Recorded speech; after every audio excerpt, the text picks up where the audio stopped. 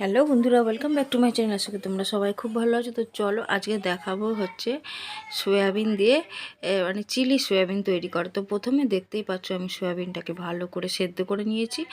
আর ওর মধ্যে একটুখানি নুন দিয়ে দেবে, তাহলে দেখবে সয়াবিনেরটা যখন সেদ্ধ হবে একটু নুনটা ঢুকে যাবে, ভালো লাগবে। আর এদিকে আমি পেঁয়াজ আর ক্যাপসিকাম কুচি করে নিয়েছি। এটা আদা আর রসুন কুচনো আছে, এগুলো আমি রেডি করে রেখেছি। একটা লেবু লাগবে, তো লেবু একটা কেটে নিয়েছি। আর লাগবে একটা ডিম, সেটা তোমরা জানো যে। আর soya sauce, chilli sauce, tomato sauce, এই 3 রকমের সস লাগবে। এই কটা উপকরণ কিন্তু তোমাদের হাতে রাখতেই লাগবে। তো দেখো এখানে আছে চিলি সস, সয়া আর কর্নফ্লাওয়ার। এই সমস্ত জিনিসগুলো দিয়ে আজকে আমি বানাবো চিলি সয়াবিন। তো চলো দেখা যাক। আর বিভিন্ন রকম মশলা আছে এর মধ্যে। তো কী কী মশলা দিয়ে আমি চিলি সয়াবিন তৈরি করছি সেটাই আমি তোমাদের দেখাবো। তো চলো প্রথমে আমি সয়াবিনটা সেদ্ধ করে নিচ্ছি। আর এটা আছে গোলমরিচের গুঁড়ো। তো সয়াবিনটা এদিকে সেদ্ধ হচ্ছে। তো সেদ্ধ হওয়ার পর ওটাকে আমি জলটা চিপড়ে একটা বাটিতে নিয়ে নিয়েছি। পুরো জলটা কিন্তু চিপড়ে তুলে নেবে যখন সয়াবিনটা সেদ্ধ হয়ে যাবে ভালো করে। তো দেখো এর মধ্যে আমি কি কি দিয়ে দেবো। সয়াবিনটা এবার একটা বাটির মধ্যে তুলে নিয়েছি। তুলে নেওয়ার পর আমি সয়াবিনের মধ্যে দিয়ে দিলাম নুন। পরিমাণ মতো নুন দেবে, তোমরা যেমন সয়াবিন মানে নেবে সেই পরিমাণ মতো নুন দেবে। তবে নুনটা একটু কম দেবে, কারণ আমি সেদ্ধ হওয়ার সময় নুন দিয়েছিলাম। আর দিয়ে দিয়েছি হলুদের গুঁড়ো। নুন কিন্তু খুব একটা বেশি দেবে না, কারণ সেদ্ধ হওয়ার সময় দেওয়া হয়েছে, নুন কাটা হয়ে গেলে কিন্তু ভালো লাগবে না। আর দিয়ে দিলাম গোলমরিচের গুঁড়ো। তোমরা 1 টিস্পুন কি 2 টিস্পুন নিয়ে নেবে। যেহেতু আমি সয়াবিনটা একটু বেশি নিয়েছি তাই আমি পরিমাণটা একটু বেশি নিয়েছি। আর দিয়ে দেবো লেবুর রস। তো দেখো আমি পাতি লেবুর রস এর মধ্যে দিয়ে দিয়েছি। এগুলো কিন্তু ভালো করে এগুলো দিয়ে সয়াবিনটাকে আমি মাখিয়ে নেব। তো দেখতে পাচ্ছ আমি লেবুটাকে ভালো করে কষলে মোটামুটি আন্দাজ মতো তোমরা লেবু নেবে। যেহেতু আমার সয়াবিন একটু বেশি আছে তাই আমি দুটো মানে গোটা একটা লেবুই আমি এখানে রস দিয়ে দিচ্ছি। তো লেবু রস দিলে কিন্তু সয়াবিনটা ভীষণ ভালো লাগবে খেতে। তো দেখো আমি গোটা লেবুটাই আর কি চিপড়ে দিয়ে দিলাম। আর এর মধ্যে দিয়ে দেবো আমি ডিম।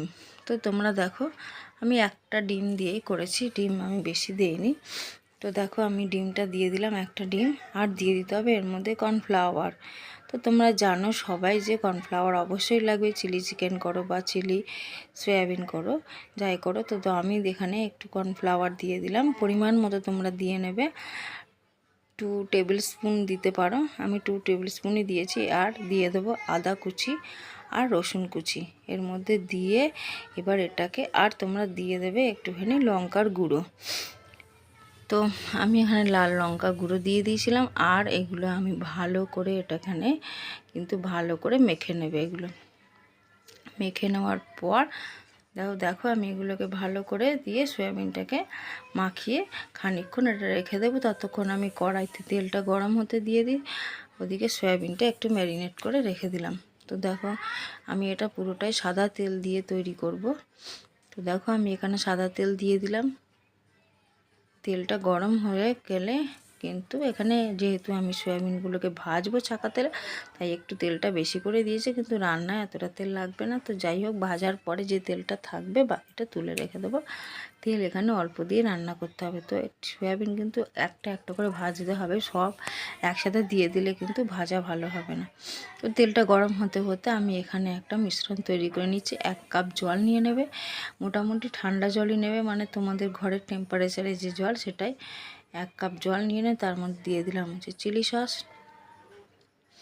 আর দিয়ে দিতে হবে টমেটো সস, সয়া সস সব। এবার আমি একে একে এই জলের মধ্যে মিশিয়ে রাখবো। এই মিশ্রণটা আগে থেকে আমি তৈরি করে রাখছি, ততক্ষণ তেলটা গরম হতে হতে আমি মিশ্রণটাকে তৈরি করে ফেলবো। এবার দেব টমেটো সস। তোমরা পরিমাণ মতো দিতে পারো, 2 টেবিল স্পুন দিলেই ভালো হয়। আমি 2 টেবিল স্পুনের থেকে একটু বেশি নিয়েছি। আর দিয়ে দেবো এখানে সয়া সস। তো দেখো chilli sauce, soya sauce, tomato sauce, আর এর মধ্যে দিয়ে দিতে হবে খানিকটা কর্নফ্লাওয়ার। দিয়ে আমি মিশ্রণটাকে ভালো করে মিশিয়ে রেখে দেব, কারণ এটা এখন কাজে লাগবে না, পরে কাজে লাগবে। তো দেখো আমি দিয়ে দিলাম কর্নফ্লাওয়ার, দিয়ে মিশ্রণ ভালো করে এটাকে মিশিয়ে আমি রেখে দেবো কিছুক্ষণের জন্য। তো দেখো বন্ধুরা, এইটা ভালো করে মিশিয়ে একটা চামচ দিয়ে এটা ভালো করে গুলে রেখে দিতে হবে। তো দেখো আমি চামচে করে এটাকে ভালো করে গুলিয়ে নেবে যাতে কর্নফ্লাওয়ারগুলো দলা দলা না হয়ে থাকে। তো বাটির মধ্যে আমি সমস্ত মিশ্রণটা ভালো করে গুলে আমি রেখে দিয়েছি।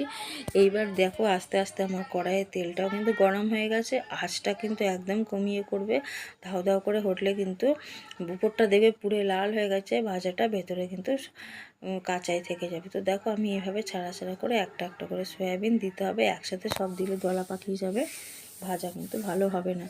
তো দেখো আমি ছাকা তেলে প্রত্যেকটা সয়াবিনকে এইভাবে ছেড়ে ছেড়ে ভেজে নেব। মোটামুটি 8-10টা করে সয়াবিন আমি একেবারে দিয়ে দিচ্ছি। দিয়ে এগুলোকে ভেজে দেখবে একটু লালচে লালচে হলে তবেই তুলবে, না হলে কিন্তু কাঁচাই থেকে যাবে বন্ধুরা।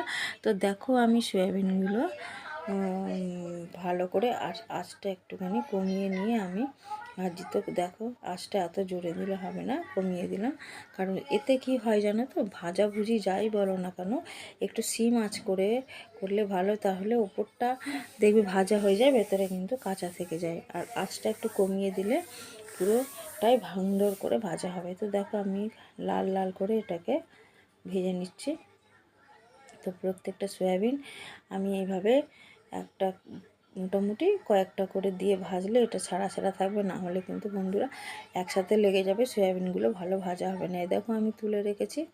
তো আবার দিয়ে দিয়েছি এখানে কিছু সয়াবিন। তো সমস্ত সয়াবিন ভাজা হয়ে গেলে কিন্তু এবার আমাদের সবজিগুলো দিয়ে দিতে হবে।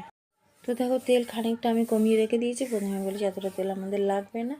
তো ওই তেলের মধ্যে আমি খানিকটা রসুন কুচি দিয়ে দেবো তেলের মধ্যে। তো রসুন কুচিটা একটুখানি ভাজা ভাজা হতে দেবে, না হলে কিন্তু একদম কাঁচা গন্ধ বেরোবে। তো তেলের মধ্যে আমি এখানে দিয়ে দিলাম রসুন কুচি।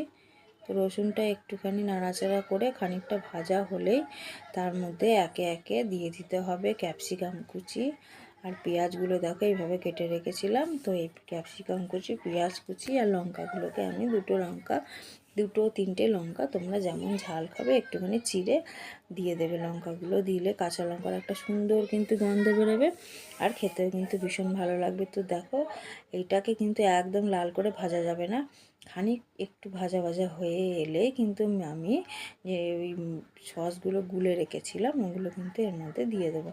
তো দেখো আমি আঁচটা একদম কমিয়ে দিয়েছি, দিয়ে এটাকে একটু নাড়াচাড়া করে অল্প ভাজা হতে দেবো। একদম লাল করে ভাজা হলে কিন্তু ভালো লাগবে না।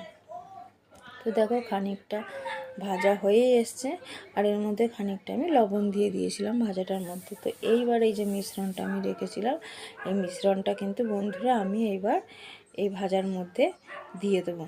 তাতে করে কি এটা ফুটলে ক্যাপসিকামটার পেঁয়াজটা কিন্তু ভালো মতো সেদ্ধ হয়ে যাবে।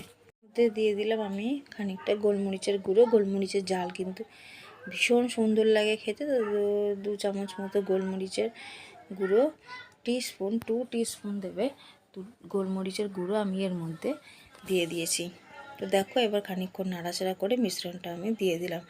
এই মিশ্রণটাতে কিন্তু পুরো ক্যাপসিকাম আর পেঁয়াজটা একদম সেদ্ধ হয়ে যাবে, আর কিন্তু কিছু দেবে না। আর খানিকটা চিনি এখানে দিয়ে দেবে, তাহলে কিন্তু ভালো লাগবে, চিনিটা না দিলে কিন্তু ভালো লাগবে না। তো দেখো এবার আমি এটাকে ঢাকা দিয়ে খানিকক্ষণ রেখে দেবো, তারপরে সয়াবিনগুলো দেবো। এখন দেবো না। তো আমি একটুখানি চিনি 1 টেবিল স্পুন মতো চিনি এখানে দিয়ে দিলাম।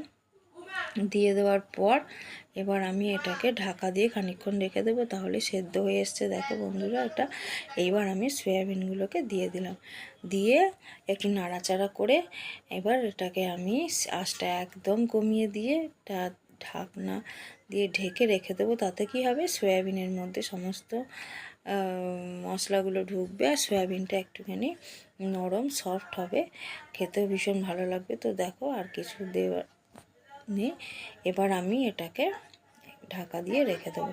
তো দেখো ঢাকা দিয়ে আমি মিনিট 10-15 মতো ফুটিয়েছিলাম।